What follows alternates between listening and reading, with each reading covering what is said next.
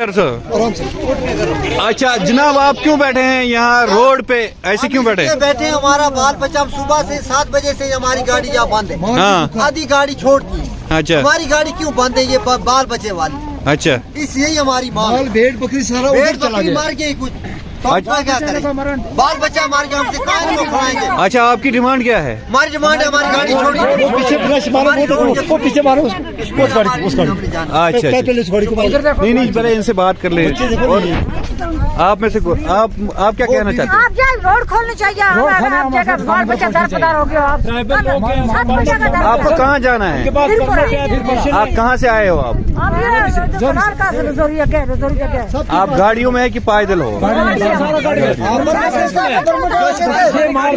Permission है लेकर माल मवेशी जो है वो चला गया। चलो चलो ठीक है, चलो ठीक है।